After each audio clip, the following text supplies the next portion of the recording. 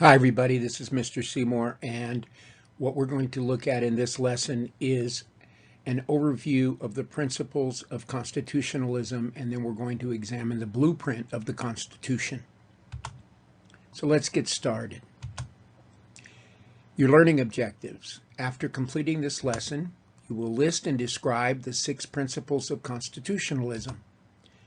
You will discuss, explain, and apply the contents of the United States Constitution. The Constitution is really a great experiment.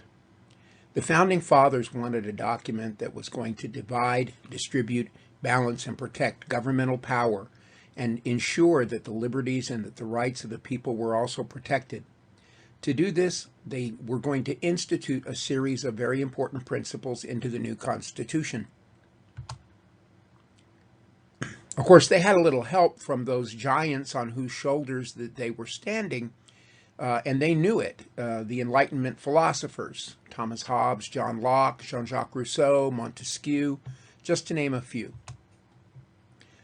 But the brave men, the Founding Fathers, were working in unknown and untested territory, the creation of an entirely new form of democracy that would be described by them as a federal republic. In order to go about this experiment, the Founding Fathers would institute a number of important philosophical principles, remember going back to the philosophies of those Enlightenment thinkers, that they would call constitutional ideals. And these are described in the chart that I'm going to show you on the next slide. These 6 principles of constitutionalism are what you need to be looking at throughout the Constitution. The first principle is popular sovereignty. Popular sovereignty is when people establish governments and are the source of governmental power. The people tell the government what to do instead of governments controlling the lives of the people.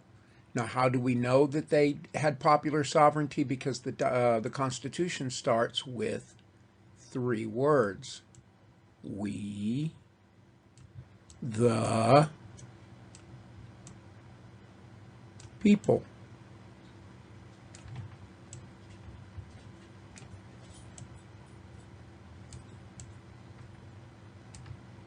Sorry, guys, I'm doing this with my mouse. We, the people. Governments must have restricted and highly controlled power so that they do not excuse or exercise tyranny. And tyranny is when a government used unrestricted power over its people. And they were afraid that that was what was going to happen because they saw it happen under Great Britain.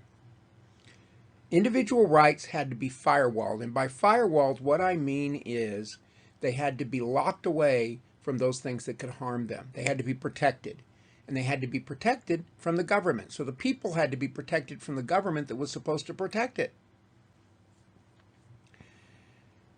The separation of powers is very clearly seen throughout the Constitution.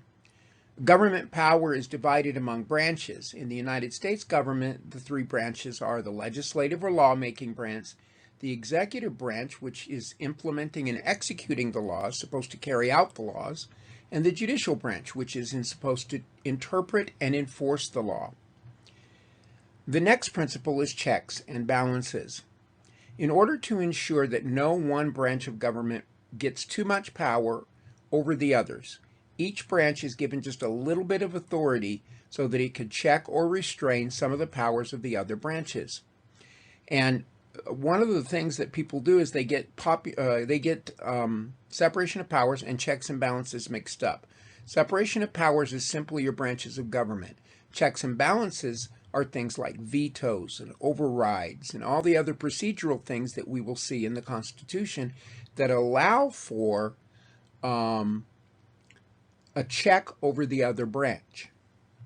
And then you have judicial review. And judicial review isn't even in the Constitution, but it was kind of there subtly. And it isn't very long, just a few years after the Constitution is enacted, that the Supreme Court itself gives itself the power of judicial review. The judiciary, or the Supreme Court and the lower courts that are underneath it, has the power to strike down a law that or another government action that it sees as unconstitutional according to its interpretation. And the Supreme Court is the highest court in the land in the United States. So what the Supreme Court says regarding judicial review pretty much goes. And this is a power that it gave itself. It's not listed as a power in the Constitution. It comes through the process of judicial interpretation. And then there's federalism. Federalism is the powers and the rights of the states being protected and balanced with powers and rights that are given to the national government and to the states, and through a process of division and power sharing and basically firewalling from each other. And we'll look at federalism in the next chapter and how that works.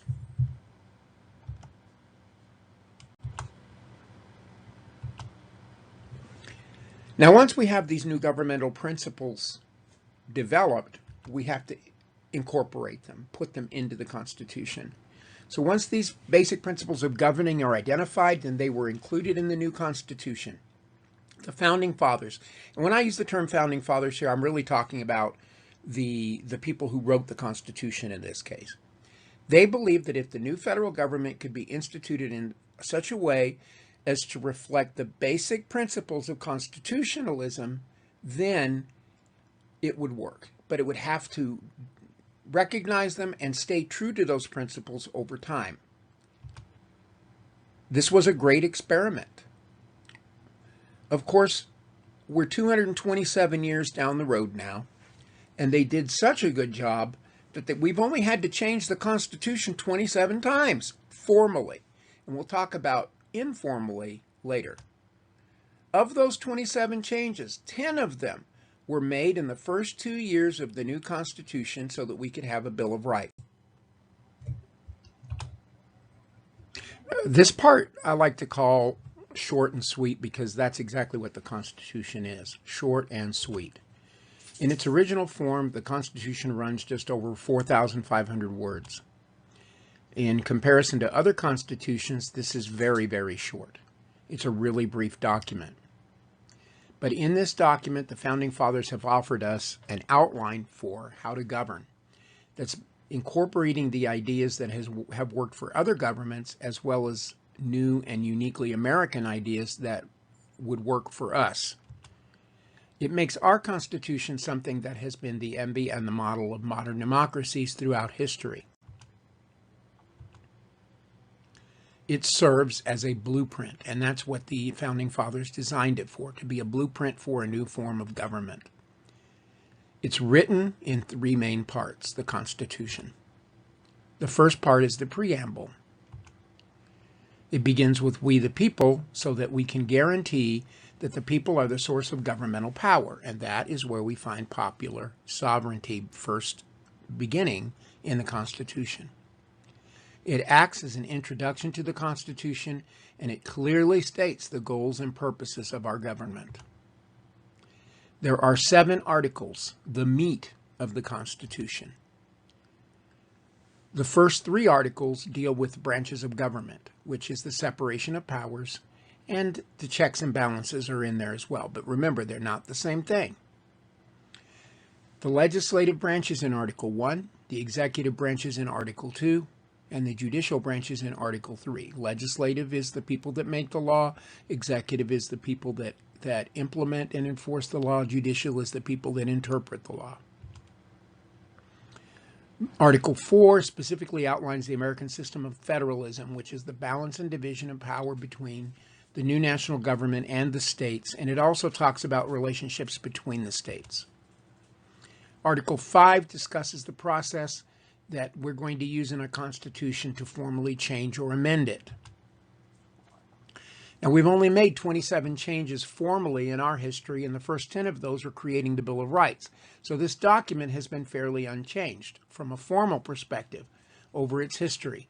And if you compare that to the Texas Constitution, which is well over 50,000 words long and 500 formal amendments since 1876, you can see that it's a really effective document.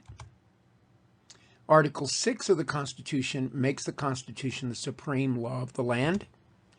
Article 7 was intended to be used only once and then never used again, because it was what actually allowed us to ratify and adopt the Constitution, the 13 states. And then we have our amendments, which are formal changes to the Constitution. There are presently 27 of those, and remember the first 10 are the Bill of Rights. So this is a picture of the outline. You have your preamble. You have your preamble, and then you have,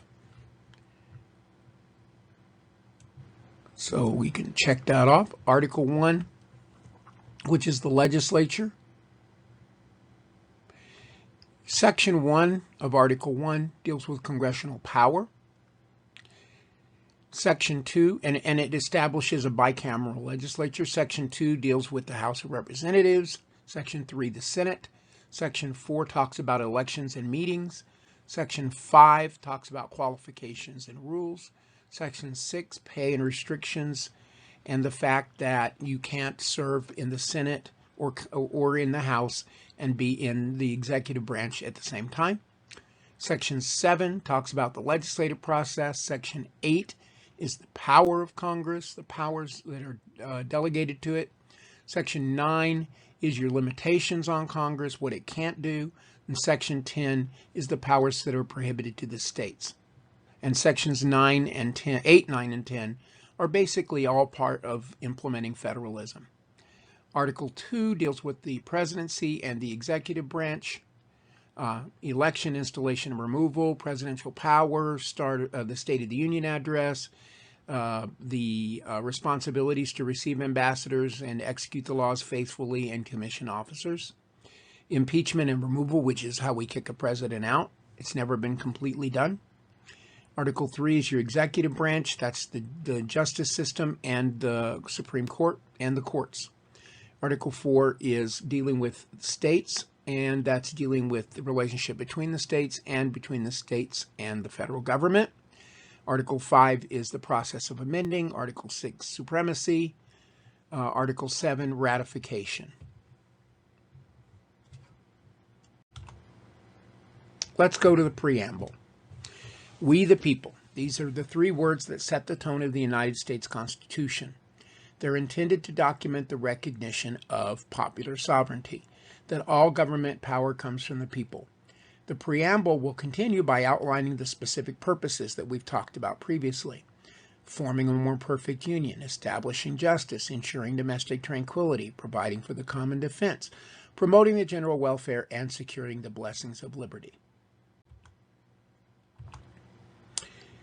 When we get to Article 1, now we're talking about the legislative branch, lawmaking, and it is the longest of the articles in the Constitution. Article 1, Section 1 deals with congressional power in establishing a bicameral legislature. And basically it says that the legislative or lawmaking branch of the U.S. is called Congress, and it is to be comprised of two houses, a Senate and a House of Representatives. Article 1, Section 2 is going to outline the election and selection of representatives. Elections for the House is every 2 years. Voting for representatives is determined by each state. However, those who have the right to vote in an election for the largest branch of their government must be allowed to vote. You can't exclude anybody who's eligible. A representative must be at least 25 years old to run, must have been a U.S. citizen for 7 years, and must, at the time of the election, be a citizen of the state that they intend to represent, and in the district they're going to represent. The number of representatives in the House of Representatives is determined by a population count, and actually the allocation of them is. If there are 435 representatives, and that's been the case since the 1920s, and there are 435, roughly it comes out to one to about every 650,000 people. So the more population a state has, the more representatives it will get. Every 10 years we do the census. Also, there was a clause in there that said that that slaves were counted as 3/5 of a person, and Native Americans who are not taxed can't be counted, and that the state would send one representative per 30,000. It's now about 1 to about 650,000. Every state gets at least one representative, regardless of its population, even if its population didn't reach 30,000. Until the first population count, the number of representatives for the 13 states was set at 3 for New Hampshire, 8 for Massachusetts, 1 for Rhode Island, because it didn't even have the 30,000, 5 for Connecticut, 6 for New York, 4 for New Jersey, 8 for Pennsylvania, 1 for Delaware, 6 for Maryland, 10 for Virginia, 5 for North Carolina, South Carolina 5, and Georgia 3. So you can tell that Virginia was definitely the most populous state, then after that Pennsylvania, and then after that New York. And Massachusetts, excuse me. If a representative spot was suddenly vacated, the executive power from the state determines how that position would be filled. They have to have an election. The House chooses its own speaker and other officers. The power of impeachment resides in the House, which means the House can accuse an executive of a high crime or misdemeanor, but the Senate has to convict. The Senate, each state sends 2 senators as representatives to the Senate. The legislative branch of each of the states selects the senators. That's the way it used to work. This changed in 1913. Senators would serve a 6-year period. The first time the senators showed up, though, they were broken into 3 groups, and then they would have to run. The first group ran after 2 years, the second group ran after 4 years, and the third group ran after 6 years. Each senator has 1 vote. Note that since the ratification of the 17th Amendment in 1913, the senators have been directly elected by the people rather than appointed by their state legislatures. Now we directly vote for our senators. They divided senators into 3 groups so that not all the senators would be up for re-election at the same time. And they established a rotation system so that only a third of the Senate would be replaced every 2 years. If a senator's spot is suddenly vacated, the executive power from the state has to appoint a temporary replacement until they can meet again as a state legislature and choose a permanent replacement. And this means that the Senate is a continuous body.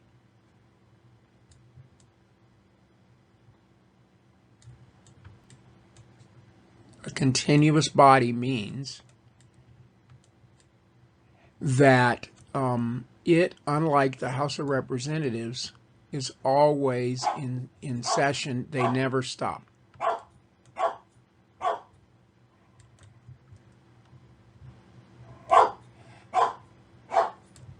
A continuous body. A senator has to be at least 30 years old. They have to have been a U.S. citizen for at least 9 years. They have to, at the time of the election, be a citizen from the state that they're being elected from. The vice president serves as president of the Senate but will not be allowed to vote except to break a tie. The Senate would choose its other officers when the vice president is temporarily absent or is exercising the powers of the president of the United States. The Senate can choose a temporary replacement called the president pro tem. Most of the time, even now, the president pro tem presides. The vice president doesn't usually show up unless it's to break a tie. The Senate will try all cases of impeachment. The Chief Justice presides over presidential impeachment trials. The conviction requires that 2/3 of the members of the Senate that are present have to agree. The Senate can only remove a convicted official from office and disqualify him from holding another federal office. They cannot punish them criminally. If they're going to be criminally or civilly punished, that has to go through the courts. In Article 1, Section 4, we look at the rules of electing members of Congress and for when Congress will meet. The manner of election in each state is solely determined by that state. Congress can alter the means of elections and they can regulate who's eligible for an election. Things like civil rights law have applied. Congress meets once a year, beginning on the first Monday in December, unless a new law changes on that day. And the 20th Amendment, ratified in 1933, changed the day Congress convenes to January 3rd, not in December now. Each house will determine its own rules and regulations for membership and proceedings. A majority of its members present will make a quorum. When there's not a quorum available, then they can have a quorum call, and the House or the Senate have to be in recess until that quorum call is met. A member cannot be expelled from either house without a 2/3 vote from that house to agree to his expulsion. That's called censure. Each house will keep its own records of its meetings, and it publishes those records. And we have the Congressional Journal, the Congressional Daily, that basically publish all of the congressional records. Neither of the houses can adjourn for more than 3 days without the approval of the other house. Neither house can adjourn to a location that is different from where that house is presently meeting. That's so they don't run away from each other. In Article 1, Section 6, it talks about salaries, privileges, and constraints. Senators and representatives have to be paid from the U.S. Treasury. Their salaries are determined by law. The 27th Amendment deals with Congress, the House, giving itself a raise in the same 2-year session.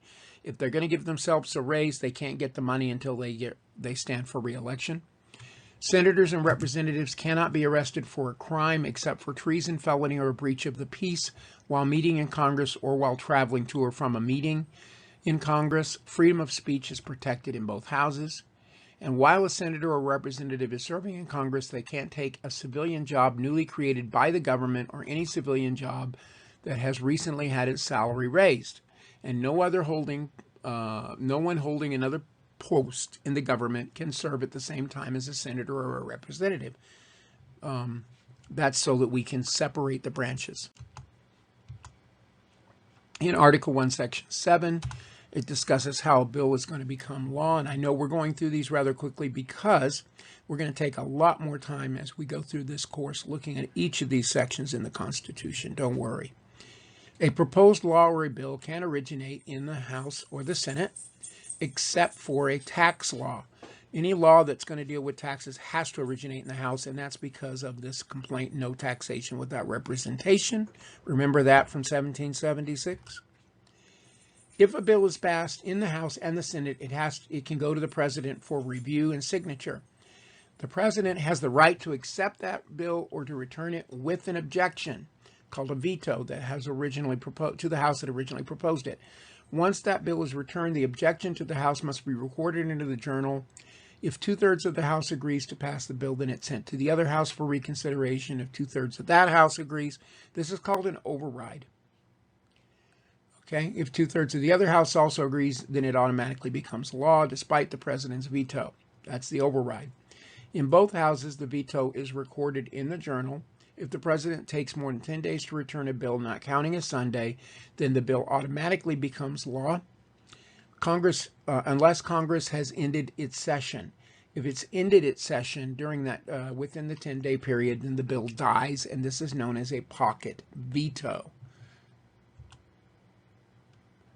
Anytime the Senate or the House of Representatives vote together on an order, a resolution, or another issue besides a bill, except for a joint resolution to adjourn, that vote has to be presented to and approved by the president before it can become effective. Now, if the president rejects the vote of Congress, then the vote is effective if 2/3 of the House is override. It's similar to the procedure that we had for passing a bill. This is a joint resolution.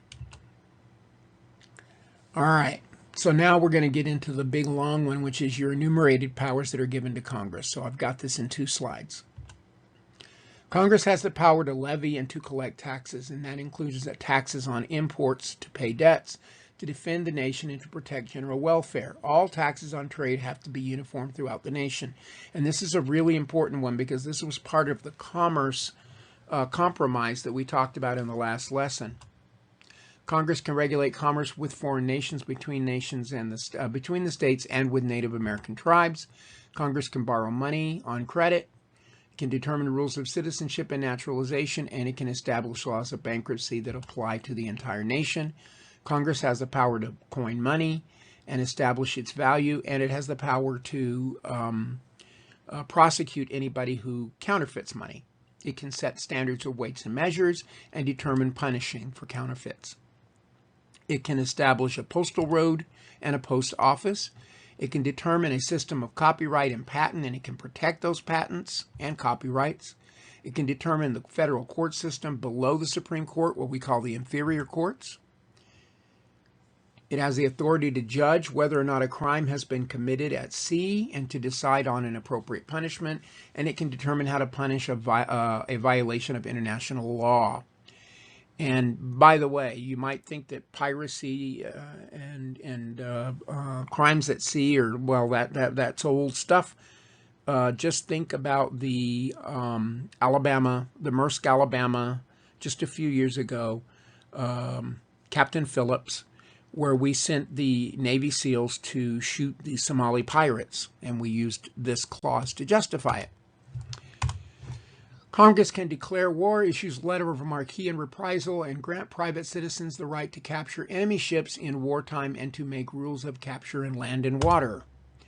It can fund and maintain an army, but it may not give money for that purpose for more than a 2-year period, so it has to refund the military every 2 years. It also provides and maintains a navy, and it makes the rules that regulate both the Army and the Navy. It has the authority to call on local militia so that you can enforce the laws of the nation, to suppress any internal rebellion, to provide defense against an invasion. It has to. Congress provides for weapons, discipline, and organization for militias. The states appoint the officers and they train the militia under the rules of discipline established by Congress, and Congress can call up the militia or federalize them. A separate district then is set aside, the District of Columbia, as the capital of the United States, and the district is made up of land that comes from at least 3 states, Delaware, Maryland, and Virginia. Congress exerts similar authority over pieces of land that are parts of other states that are federal territory, or government forts, arsenals, or government buildings. So Fort Bliss, for instance, is federal property. Congress has the authority to make any additional laws necessary to execute any of these powers. That's called the Elastic Clause.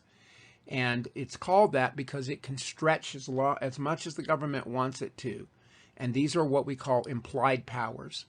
And oftentimes these implied powers can go really far, and then they end up in court, and the courts look at them, and the Supreme Court every now and then will say, no, you can't do that. But oftentimes they'll say, yes, you can. So what are the things Congress cannot do? The states are allowed to continue the slave trade until 1808, so Congress could not stop the slave trade for 20 years after passing the Constitution. The right to habeas corpus, which basically means the right to be brought before a judge and told what your charges are, cannot be suspended. No bills of attainder can be passed, which basically means you can't lose your civil rights and be condemned of a crime without going through a trial. You can't have your property confiscated without going through a trial. Congress was forbidden from levying a direct tax on the population. What it did was it would tax the states. It wasn't until 1913 that Congress directly started to tax the income of the people. And Congress cannot tax the exportation of items coming out of the states. They can only tax the importation of items. And Congress cannot give special treatment to any one state or its ports, and they're not allowed to charge a fee for ships from other states that enter into their ports. Congress can't spend any of its money without clearly indicating why they're going to spend it, and they have to publish a record of all their expenses. And the U.S. Cannot grant a title of nobility. No kings, no queens, no dukes, no earls. No person holding a government office can be allowed to accept any gifts or titles from a foreign country or a leader without permission of Congress. So that means that when the president gets a gift from another country, he has to give it over to the government, and then they keep it. In Article 1, Section 10, we're talking about those things the states can't do. The states cannot enter into any treaty or alliance or pass a letter of marque or reprisal which grants permission of citizens to plunder a ship during war. States can't can't coin money, can't print money, and can't accept anything but gold or silver as payment for debts. And of course, now we have currency. States can't allow criminal convictions without a trial or pass any ex post facto law. Ex post facto means a law that is passed that punishes something for being illegal, even though it was legal when you did it. Only with the explicit permission of Congress can any state impose a duty on trade, unless doing so is absolutely necessary for inspecting things going into that state. Any duties that are collected in excess of those for the purposes of inspection have to be given over to the Treasury. Any state law governing trade duties must be revised and controlled by Congress. States are allowed, they're prohibited from putting a duty on a ship tonnage or maintaining troops or navy in times of peace without the approval of Congress. States can't enter into agreements with other states or foreign powers or engage in war without the permission of Congress unless acting in defense of their state from invasion.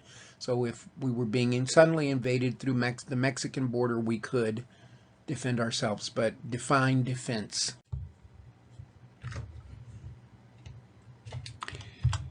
Article 2 talks about the executive branch and the presidency.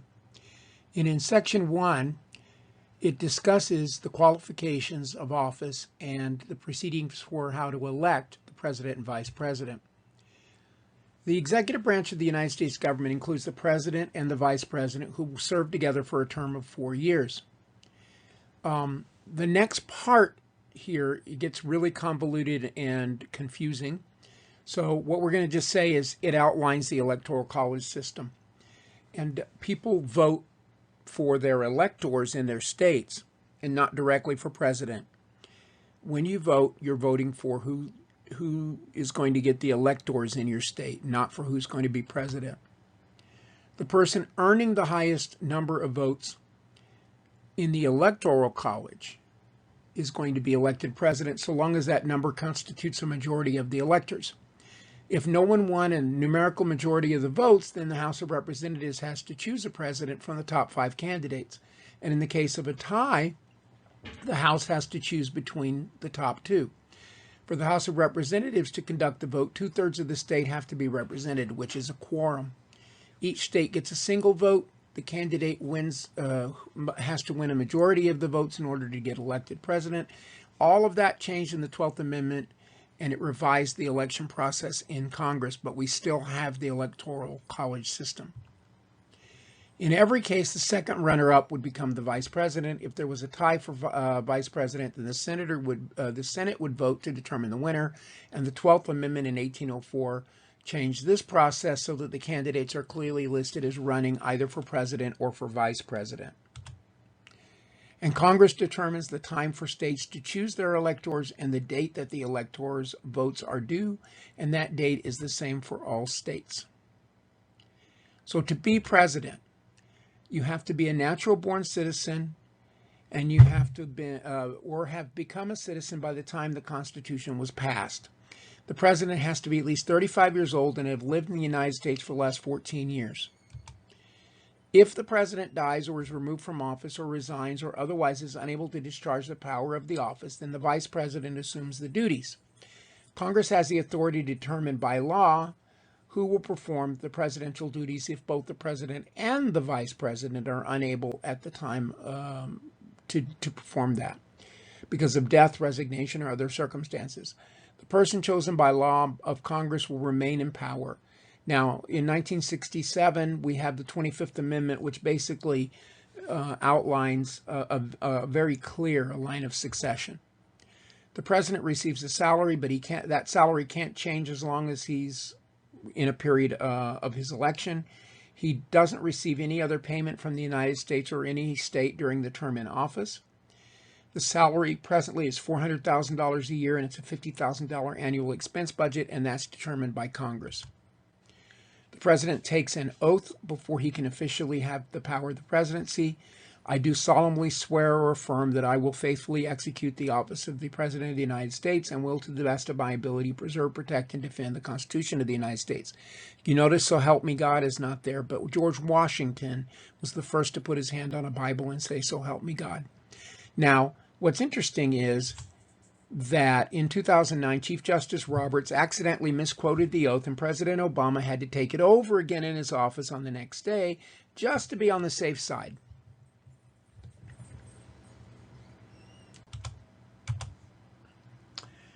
All right, Article 2 is dealing with the presidency and the executive branch. The president is the commander-in-chief of the Army and the Navy and the militia in every state. The president can request in writing the advice of the highest officer in each executive department, and this is what was used to establish what's called the cabinet in 1789. The president has the authority to grant pardons in every case except for someone who has been impeached. The president has the power to make a foreign treaty, but you have to get 2/3 of the senators to agree. The president can nominate or appoint with the approval of the Senate an ambassador or another public administrator or a judge of the Supreme Court and other officials not provided by the Constitution but provided by law, which basically is what they call the Plum Book. We'll talk about that when we get to bureaucracy. Congress can specify the nature of those appointments, and they can decide whether or not to invest the president with the authority over that appointment or to grant that person a separate authority of their own. And if a vacancy occurs while the Senate is out of session, the president has the authority to fill it temporarily until the end of the next Senate meeting. That's called an intersession appointment. Article 2, the executive branch and the presidency. Section 3, the presidential duties. The president occasionally has to give a speech in the Senate on the State of the Union. He recommends to Congress actions that he deems necessary. He has the authority to convene both of the houses, but in either house, in an emergency session, he can call them in. If the two houses are in disagreement about when to adjourn, the president has to determine when they'll adjourn. He receives ambassadors and other public ministers. He ensures that all laws are executed and the commissions of all officers of the United States are his responsibility. And then we have impeachment. The president can be impeached and removed from office for offenses that include treason, bribery, and other high crimes and misdemeanors. And this is not really well defined what a high crime or misdemeanor is. The House drafts the accusation, which is called an article of impeachment. The Senate will convict, which is to remove from office. An official who's been impeached cannot be punished beyond the removal of office and him being forbidden from having another federal office. They can't be given civil or criminal punishment. That's the court's responsibility.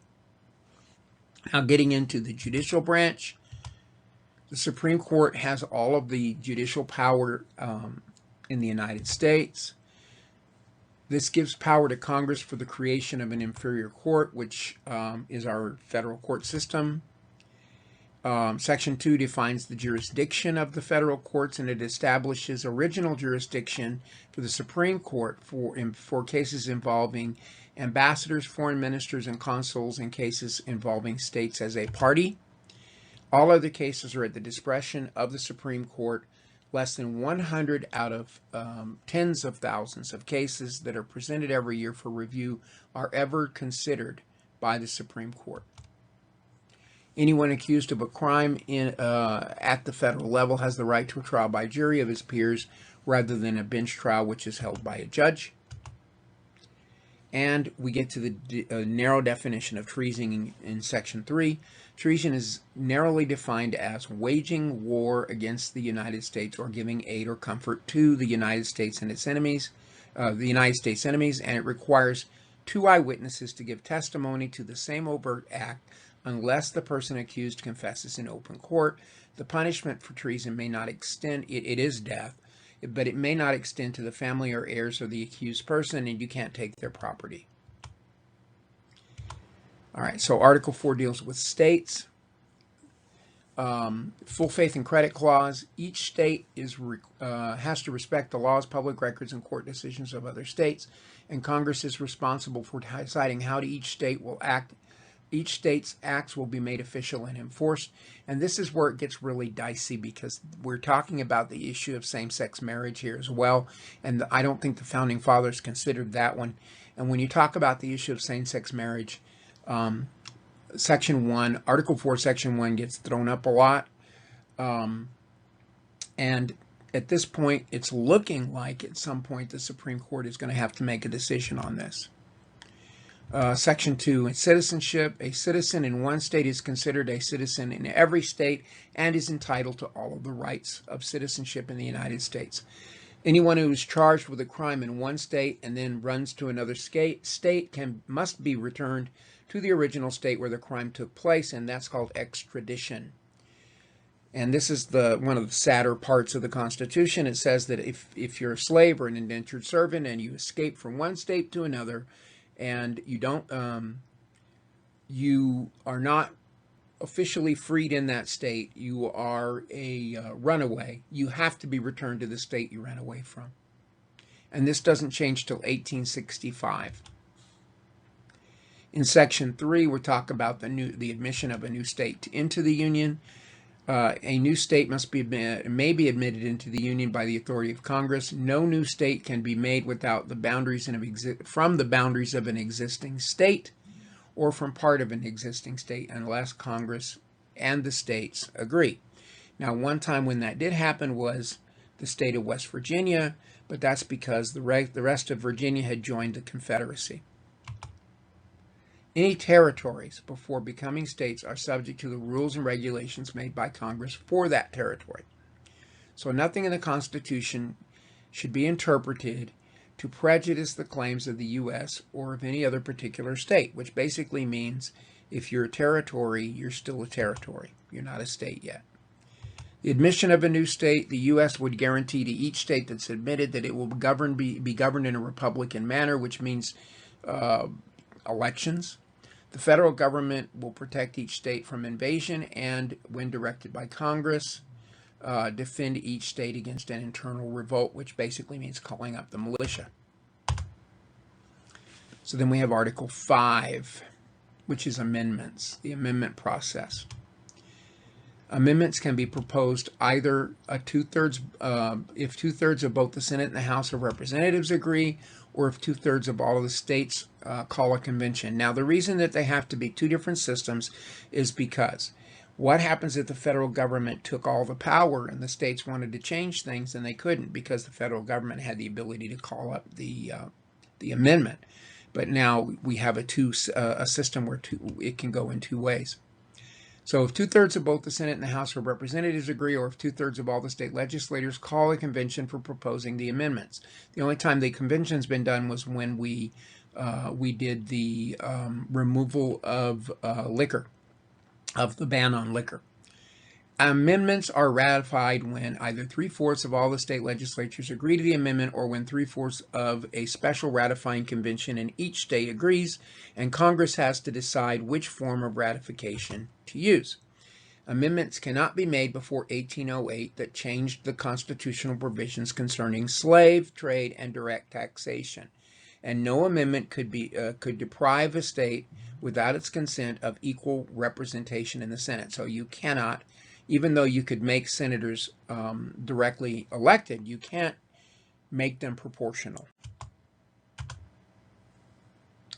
And governmental supremacy. Article 6 is the supremacy clause. Article 6, Section 1, the new government promises to take on all of the debts of the old one. And Section 2 is your supremacy clause. It states that the Constitution is the supreme law of the land. All government officials, elected or appointed, must swear on an oath to support the Constitution. The oath does not have to be religious in nature, and government officials may not be forced to take a test of religious affiliation in order to take office, which is basically saying that you can't be forced to be a part of a certain religion in order to be elected to an office. It's separation of church and state. Article 7, the ratification of the Constitution. In Section 1, it requires that at least 9 states have to ratify the new Constitution before it can become law. The Constitution was drafted September 16th of 1787. Delaware was the first state to ratify it, December 7th, 1787. The Federalists and the Anti-Federalists began a public debate called the Federalist Papers. New York ratified the Constitution on July 26, 1788, which made it the 11th state to ratify. 2 states still didn't do it, North Carolina and Rhode Island. Rhode Island was the last state to ratify it on May 29, 1790, which made it a unanimous adoption, and we had a constitution. So what have we learned? I know we've gone through this rather quickly, but believe me, we're going to be working with this all through this semester. The framers of the Constitution wanted to create an entirely new and untested form of government called a federal republic. And they applied and incorporated 6 principles of constitutionalism into this new form of government: popular sovereignty, limited government, separation of powers, checks and balances, judicial review, federalism. Remember, popular sovereignty is when the people have the power, not the government. Limited government basically is your checks and your balances and your separation of powers. Limited government means that we want to put a firewall that protects the people and their liberties. Government can't do whatever it wants to. Judicial review is a power that that the courts gave themselves that allow them to overturn a law on the basis of its constitutionality. And federalism is the balance of power between a national government and the individual states. We learned that the Constitution is actually a very brief document when it is compared to other constitutions around the world, that it serves as a type of blueprint for how government will operate, that it is organized with a preamble, 7 articles. Articles 1 to 3 dealt with the branches of government. Article 4 dealt with the states. Article 5 dealt with the changing or amending of the Constitution. Article 6 dealt with national supremacy, the Supremacy Clause. Article 7 was used to ratify the Constitution. Following the 7 articles, then we considered the Bill of Rights and all the additional amendments to